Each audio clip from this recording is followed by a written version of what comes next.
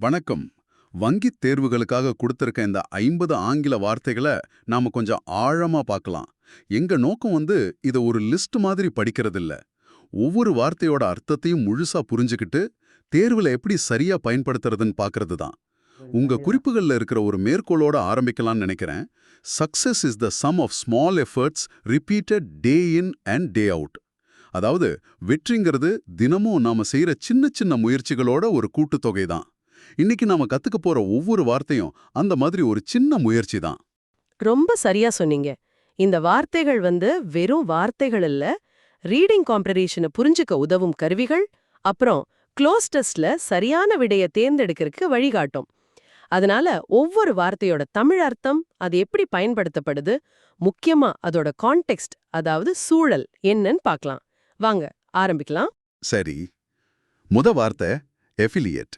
இதோட அர்த்தம் இணை அல்லது கிளை அப்படின்னு இருக்கு. எடுத்துக்காட்டு வாக்கியம், the bank is an affiliate of a larger international financial group.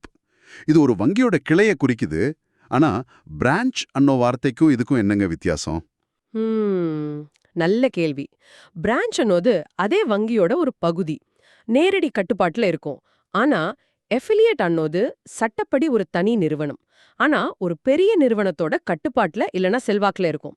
ஒரு பார்ட்னர்ஷிப் மாதிரி. ஓஹோ, அந்த நுணுக்கம் ரொம்ப முக்கியம். புரியுது. அடுத்தது அஃபிமெட்டிவ். ஆம் என்ற அல்லது உடன்பாடான. இது ஒரு பாசிட்டிவ் பதில். ஆமா, ஒரு மேனேஜர் திட்டத்துக்கு அஃபர்மேட்டிவ் நாட் கொடுத்தார். அதாவது தலையசைச்சு சம்மதம் சொன்னார். இது ரொம்ப நேரடியானது. அதே மாதிரி தான் அஃபிக்ஸும் இல்லையா? ஒட்டு அல்லது இணை. அப்ளிகேஷன்ல போட்டோ ஒட்டுறது. இதை நாம கொஞ்சம் வேகமா போயிடலாம். நிச்சயமா. ஆனா அடுத்த வார்த்தை ஆஃப்ளூயன்ஸ், அதாவது செழிப்பு. இது பொருளாதாரம் சம்பந்தப்பட்ட பத்திகள்ல ரொம்ப முக்கியமான வார்த்தை. ஒரு பகுதியோட ஆஃப்ளூயன்ஸ், அதாவது செழிப்பு, அங்க இருக்கிற சந்தையே மாத்தும். இந்த வார்த்தைய பார்த்தாலே அந்த பத்தி பணம், செல்வம் பத்தி பேசுதுன்னு நீங்க புரிஞ்சுக்கலாம். அப்போ ஆஃப்ளூயன்ஸ் இருக்கிற இடத்துல சில சமயம் அஃப்ரண்ட்டும் இருக்குமோ? அதாவது அவமானம்.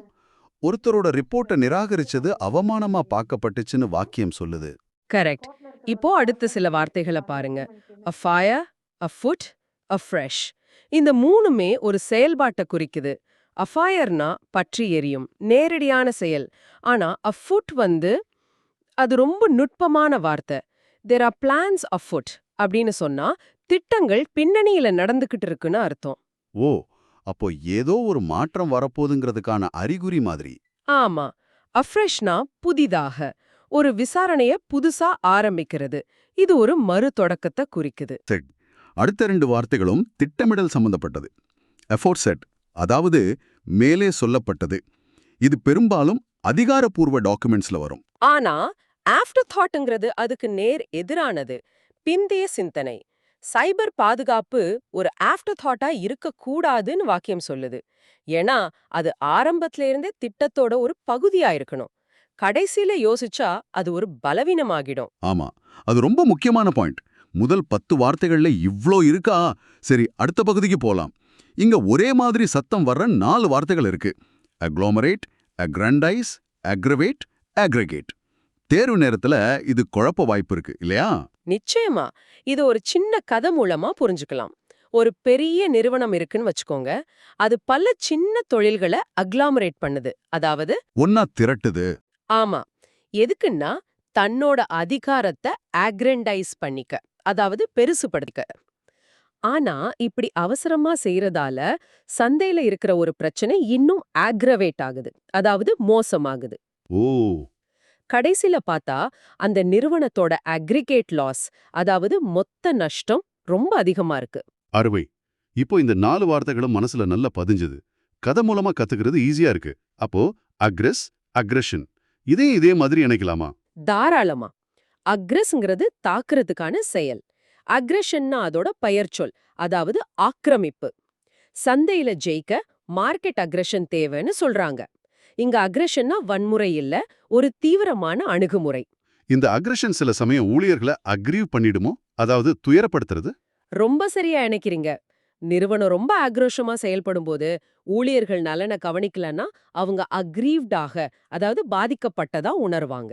அப்படி அவங்க உணரும்போது நிறுவனத்தோட நிதிநிலை மோசமாகி ஒரு பெரிய மோசடி வெளியில வந்தா முதலீட்டாளர்கள் அகாஸ்ட் ஆயிடுவாங்க. கரெக்ட். அதாவது திகைச்சு போயிடுவாங்க, அதிர்ச்சி அடைவாங்க. இத்தனை எதிர்மறையான வார்த்தைகளுக்கு அப்புறம் ஒரு நல்ல வார்த்தை வருது, அஜைல். சுறுசுறுப்பான ரீசனிங் பசில்ஸை தீர்க்க அஜைல் மைண்ட் தேவைங்கிறது எவ்வளோ உண்மை. இது வெறும் வேகம் மட்டும் இல்ல, சூழ்நிலைக்கு ஏற்ற மாதிரி வேகமா யோசிச்சு முடிவெடுக்கிற திறமை, அப்படிதானே? மிகச்சரியா சொன்னீங்க. அதுதான் அஜைல் மெத்தடாலஜியோட அடிப்படையும் கூட. வேகமா செயல்படுறது, மாற்றத்துக்கு தயாரா இருக்கிறது. தேர்வுல ஜெயிக்க உங்களுக்கு இந்த அஜைல் மனநிலை தான் தேவை. சரி, அடுத்த பகுதிக்கு போகலாம். ஆஜிடேட், அதாவது கிளர்ச்சி செய். அதிக சம்பளத்துக்காக ஊழியர்கள் கிளர்ச்சி செய்றாங்க. ஆமா, இது நம்ம முன்னாடி பார்த்த அக்ரீவ்டுன்ன வார்த்தையோட தொடர்புடையது. துயரப்பட்டா கிளர்ச்சி செய்வாங்க. அடுத்த வார்த்தை அக்ரேரியன், விவசாயம் சார்ந்தது. இது இந்திய பொருளாதாரம் பத்தின பத்திகள்ல ரொம்ப ரொம்ப முக்கியமான வார்த்தைன்னு நினைக்கிறேன். நிச்சயமா. இந்தியா ஒரு அக்ரேரியன் எக்கானமின்னு சொன்னா அதோட பொருளாதாரம் விவசாயத்தையும் பருவமழையும் சார்ந்திருக்குன்னு அர்த்தம். இந்த ஒரு வார்த்தை அந்த பத்தியோட திசையே காட்டிடும். அடுத்து ஏஜ் கேம்ப். இது ஒரு பிரெஞ்சு வார்த்தை மாதிரி இருக்கு. இராணுவ உதவியாளர். இது மாதிரி வெளிநாட்டு வார்த்தைகள்லாம் தேர்வுல வருமா? வர வாய்ப்பிருக்கு. ஆனா வாக்கியத்தோட சூழலே அதோட அர்த்தத்தை ஓரளவுக்கு சொல்லி கொடுத்துரும். அதனால பயப்பட வேண்டாம். அடுத்த சில வார்த்தைகள் ரொம்ப பொதுவானவை. ஏல்மெண்ட், நோய், ஏரி, காற்றோட்டமான. ஆனா ஏக்கின் மற்றும் ஆல்பெட் அப்படி இல்ல. இது ரெண்டும் ரொம்ப முக்கியம்.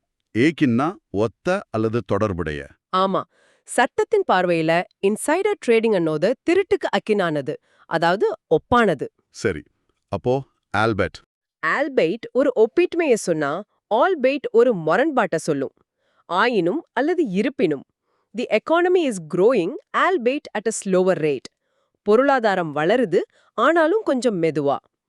ஒரு வாக்கியத்துல ஆல்பெய்ட் அன்ன வார்த்தைய பார்த்தா உடனே அங்க ஒரு முக்கியமான நுணுக்கம் இருக்குன்னு புரிஞ்சுக்கணும். இது ஒரு நல்ல டிப். அடுத்தது அலபாஸ்டர் ஆல்பினோ. இதெல்லாம் ஒரு குறிப்பிட்ட வகை கல், ஒரு குறிப்பிட்ட வகை மனிதர். இது அவ்வளவு முக்கியமா? ஒப்பீட்டு அளவுல கொஞ்சம் குறைவுதான். ஆனா அடுத்த வார்த்தைய பாருங்க. அலாக்ரிட்டி, உற்சாகம், விறுவிறுப்பு. ஒருத்தர் ஒரு வேலைய ஆர்வத்தோடையும் வேகமாவும் செய்யறது இது குறிக்குது. ஓஹோ, ஒரு பாசிட்டிவான குணம். ஆமா, வங்கிகள் அவங்க ஊழியர்கள் கிட்ட எதிர்பார்க்கிற ஒரு குணம் இது. அருமை. 30 வார்த்தைகள் முடிச்சிட்டோம். அடுத்த பகுதிக்கு போகலாம். இங்க ஆல்கெமி என்ன வார்த்தை இருக்கு. நேரடி அர்த்தம் ரசவாதம். ஆனா வாக்கியத்துல transforming a failing bank into a success requires financial alchemy அப்படின்னு இருக்கு. இந்த பயன்பாடு ரொம்ப சுவாரஸ்யமா இருக்கே. ஆமா, இது ஒரு ரூபக பயன்பாடு, அதாவது மெட்டஃபர். சாதாரண உலகத்தை தங்கமா மாத்துறது ஆல்கெமி.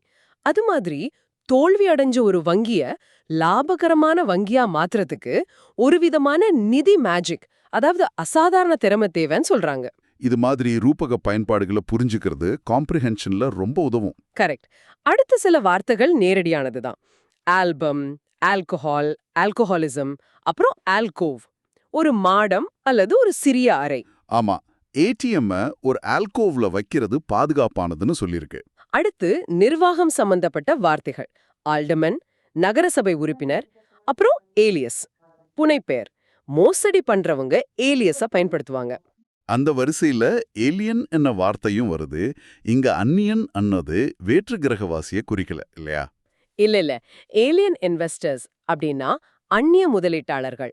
இது பொருளாதாரம் சம்பந்தப்பட்ட ஒரு முக்கியமான சொல். சரி, இப்போ நாம இறுதி பகுதிக்கு வந்துட்டோம். ஆமா, இந்த பகுதியில இருக்கிற வார்த்தைகள் பெரும்பாலும் சட்டம், சமூகம், தீர்வு சம்பந்தப்பட்டவை. ஆமா, குறிப்பா இந்த 3 வார்த்தைகள் ஏலியனபிள், ஏலியனேட், ஏலியனேஷன் ஒரே மாதிரி இருக்கு, ஆனா அர்த்தம் வேற.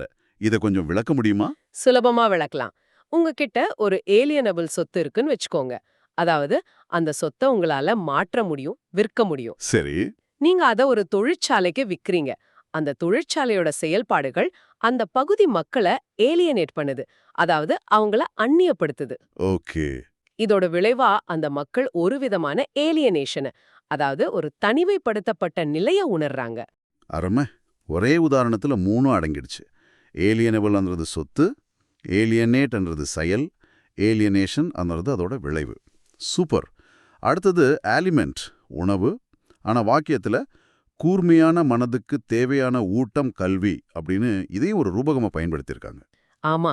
அடுத்து ஆல்கலி, காரம். இது ஒரு அறிவியல் சொல். இப்போ கடைசி சில வார்த்தைகளை பாருங்க.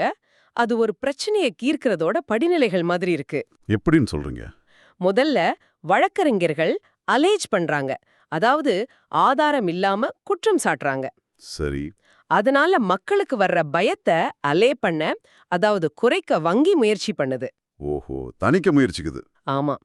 அதே சமயம் அரசாங்கம் வறுமைய அலீவியேட் பண்ண, அதாவது நிவர்த்தி செய்ய ஒரு திட்டத்தை அறிவிக்குது. பாத்தீங்களா? அலேஜ், அலே, அலீவியேட். ஆமா, ஒரு நெருக்கடியோட 3 கட்டங்கள் மாதிரி இருக்கு. இதுக்கு நடுவுல அல்லகோரி என்ற வார்த்தையும் இருக்கு. உருவக கதை. ஆம். கடைசியா ஆலே, சந்து. ஆக நாம இப்போ 50 வார்த்தைகளையும் அதோட சூழலையும் பார்த்தோம். இந்த வார்த்தைகள் பொருளாதாரம், நிர்வாகம், சட்டம்னு பல துறைகளை தொட்டு போறது கவனிச்சீங்களா? ஆமா, இதுதான் வங்கி தேர்வுகளோட தன்மையும் கூட. இந்த கலந்துரையாடல் ரொம்ப அருமையா இருந்தது. வெறும் வார்த்தைகளை மனப்பாடம் பண்ற மாதிரி இல்லாம ஒரு முழுமையான புரிதலை தந்துச்சு. உங்க குறிப்புகளோட கடைசி பக்கத்துல இருக்கிறத நான் மறுபடியும் ஞாபகப்படுத்துறேன். Consistency is the key to cracking bank exams. Keep practising these words. அதாவது தொடர்ச்சியான பயிற்சி தான் வெற்றிக்கு முக்கியம். ஆமா. நாம முதல்ல பார்த்த மேற்கோள நினைச்சுக்கோங்க. வெற்றிங்கிறது தினசரி செய்யற சின்ன சின்ன முயற்சிகளோட கூட்டுத்தொகை. இன்னைக்கு நீங்க கத்துக்கிட்ட இந்த 50 வார்த்தைகள் அந்த பெரிய வெற்றியை நோக்கிய 50 உறுதியான அடிகள். இந்த முயற்சிகளை தொடர இன்னும் நிறைய வொகாபுலரி, ஷார்ட்கட்ஸ், தேர்வுக்கான ஒத்திகளுக்கு மறக்காம ராமேக்ஸ் அகாடமியை சப்ஸ்கிரைப் பண்ணி ஃபாலோ பண்ணுங்க. நாம எல்லாரும் சேர்ந்து ஜெயிக்கலாம். உங்களுக்காக ஒரு இறுதி சிந்தனை. இந்த 50 வார்த்தைகள் இப்போ உங்களுக்கு தெரியும். இந்த தேர்வுக்காக நீங்க தயாராகிறவங்க பயணத்தை விளக்க, நாம இன்னைக்கு கத்துக்கிட்ட வார்த்தைகள்ல சிலதை இணைச்சு ஒரே ஒரு சக்தி வாய்ந்த வாக்கியத்தை உங்களால உருவாக்க முடியுமான்னு முயற்சி பண்ணி பாருங்க. உதாரணத்துக்கு, அஜைல் மனதோட அலாக்ரித்தியோடன் உங்க கவலைகளை அலிவியேட் செய்து வெற்றி பாதையில போறீங்கன்னு ஒரு வாக்கியத்தை உருவாக்குங்க. இந்த கற்றலை உங்கள் வயதா மாத்துறதுக்கான அடுத்த படி அதுதான்.